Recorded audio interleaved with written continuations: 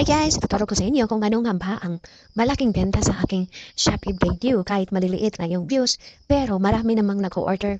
Solid na solid ang ating ina-upload sa ating Shopee video.